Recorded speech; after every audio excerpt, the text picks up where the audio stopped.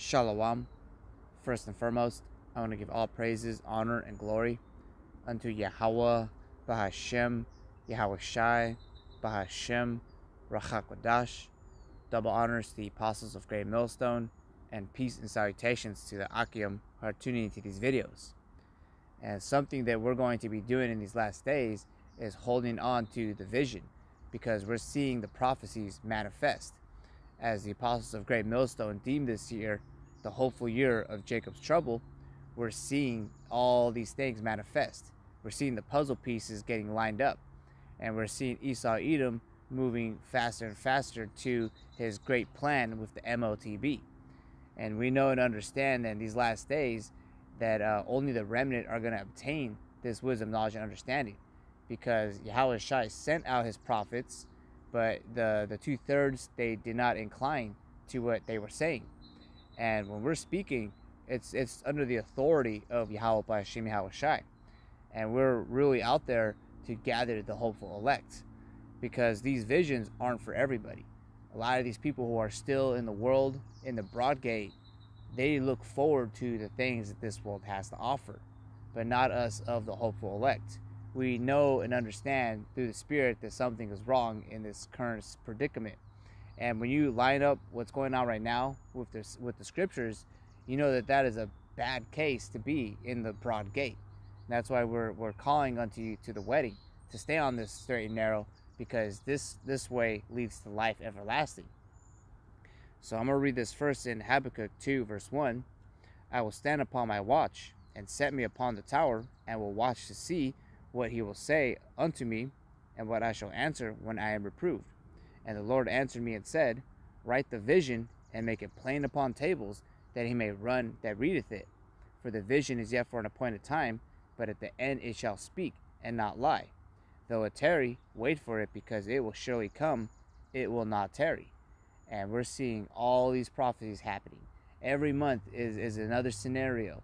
And we're seeing even World War III being spoken about. And all these heathens gathered round about are going to make war with the beast. And Esau Edom is going to be coming down with great wrath, because he knows that he has but a short time. So he's going to implement that MOTB. You know, you got talks like in other foreign countries, like in Australia and Canada, that they're going to implement that digital ID. And that all leads to the MOTB. And we're here standing upon this watch, and we're seeing these visions. We're watching the news, and we're seeing everything. And one thing too is we're on the highways and hedges every weekend.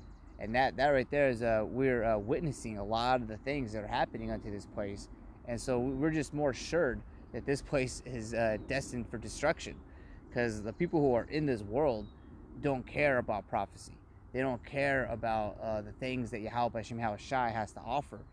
They are invested in this place, but this place that they're invested is gonna be their sure destruction.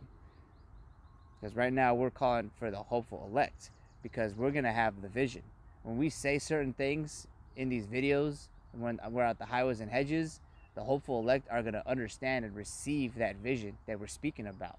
When we have those signs about the chariots, it's not a dispute in their mind that these aren't UFOs. These are the chariots of Yahweh B'Hashem Yahweh Shai, and they're going to deliver the elect in that last day. And so I'm going to read this in Proverbs 29 and 18. When there is no vision, the people perish, but he that keepeth the law, happy is he.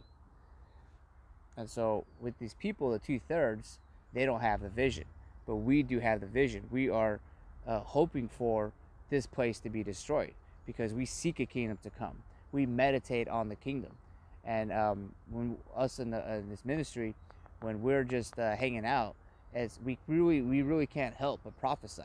It's like within our bones that we really hate this place that we're in, and we yearn for the return of Yahweh Shai to establish righteousness, because everything in the society is wicked to the bone. So I'm going to read this in Romans 11 and 7. What then? Israel hath not obtained that which he seeketh for, but the election hath obtained it, and the rest were blinded. And so when we're speaking these prophecies, and we're seeing at the highways and hedges, that it doesn't entice these people, we're not dismayed by the incredulity of their disbelief. We know and understand that they're just marks for destruction, because we are only inviting those like-minded people. Can two walk together except they be agreed? And we all are in the same agreement that we need to be delivered out of this place. And this place will surely destroy you if you're invested in it. And so, like, the elect are going to obtain this truth. And I'm going to read this in Isaiah 10 and 21. The remnant shall return, even the remnant of Jacob, unto the mighty power, Yahweh B'Hashem Yahweh Shai. And this great deliverance is going to be all throughout the four corners of the earth. Because when we're speaking these videos, we're reading Matthew 24, and I have right here 2nd Ezra 9. These prophecies are being shot out into the stratosphere through the satellites, and the elect are hearing these words. These words are not going to fail. They're going to accomplish that which they were sent to do. So I'm going to read this in 2nd Ezra 9, verse 1. He answered me then and said, Measure thou the time diligently in itself, and when thou seest part of the signs past, which I have told thee before, then shalt thou understand that it is the very same time wherein the highest will begin to visit the world which he made. Therefore, when there shall be seen earthquakes and uproars of the people in the world, then shalt thou well understand that the Most High spake of those things from the days that were before thee, even from the beginning. And it's all leading up to when Yahushua returns. And he's going to put Esau Edom in subjection and deliver his remnant, the ones who are adhering to these prophecies, the ones that are measuring the times diligently. When something pops up on the news, we link that back up to what's happening in the scriptures, what the Spirit is speaking. So I'm going to continue on. Verse 5. For like as all thing that is made in the world hath a beginning and an end, and the end is manifest. Even so the times also the highest have plain beginnings in wonder and powerful works, and endings in effects and signs.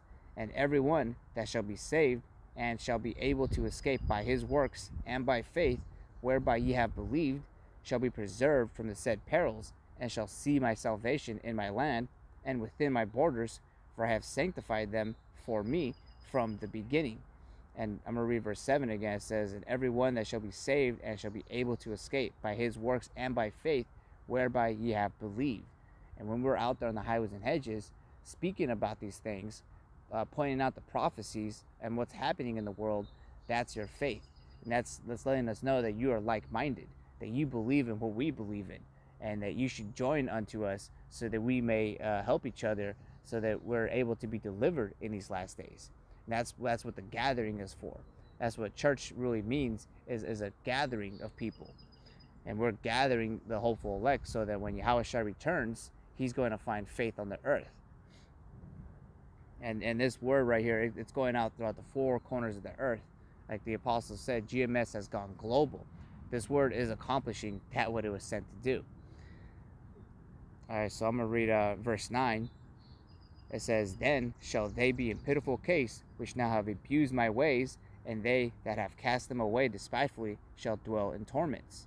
And so here's a balance right here, that when Yahushua returns, we're going to be preserved, us the hopeful elect, who are believing in these prophecies and the prophets. When we hear what the Spirit is speaking, we believe in these things. We hold them to be evident and true. But the balance is that the other people who don't believe in us, who scoff and scorn, who say that Jacob's trouble is a silly thing, this is the balance for those people. They're going to be the ones that are going to dwell in torments, because when Yahushua called, they refused and they did not answer. So I'm going to read this in verse 9. Then shall they be in pitiful case, which now have abused my ways, and they that have cast them away despitefully shall dwell in torments. For such as in their life have received benefits and have not known me, and they that have loathed my law, while they had yet liberty, and when as yet place of repentance was open unto them, understood not, but despised it. And we're all coming into that repentance, us of the hopeful elect. We are trimming our ways and getting our wedding garments ready. But when we're doing those things, it's tacky to the world. It's tacky to look into the news and all the things that are happening in the world's stage, the people in the world are really just fitted for destruction. They're pretty much useless eaters. But verse 12, it says, the same must know it after death by pain. And so that's basically going to be the end all for the 2/3, is they're going to die in this place that they're holding hand in hand together with Esau Edom. And when we're speaking, we're breaking strongholds through the Spirit. This is a spiritual warfare. The words of the Lord are sharper than any two-edged sword, and they pierce and cut, even dividing asunder the soul and spirit. And these people in the 2/3, they don't want to adhere to that. They think it's tacky or whatever it may be. And they ultimately don't want this place to end. Is Ecclesiastes 7 and 8.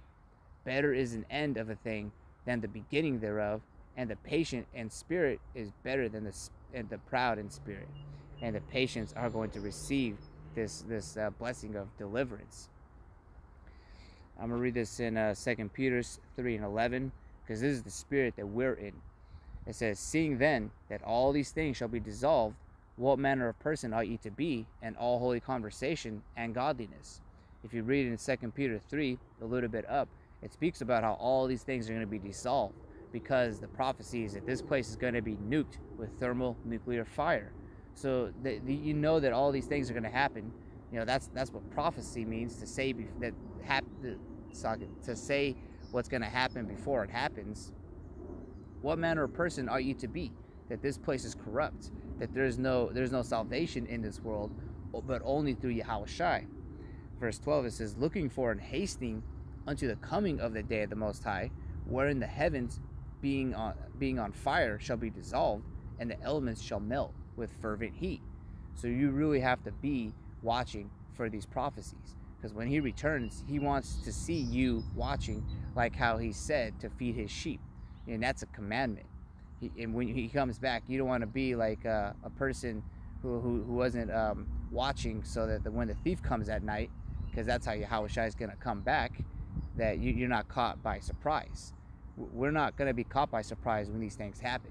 We're going to be surprised in a sense, like we're going to be astonished, relieved, and joy when these things actually come to pass.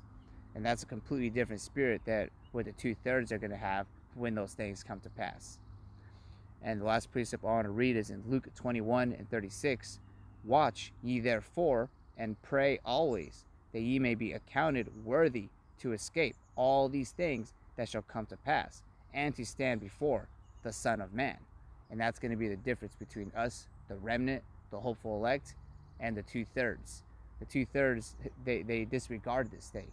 Men love darkness rather than light. And when we're doing is a great work, and Yahushua set it up this way to only gather the elect, because the elect are going to obtain this through how we're doing this, preaching and prophesying on the streets, making these epistles to strengthen us through the Spirit as we wait for Yahushua's return. But the rest were blinded.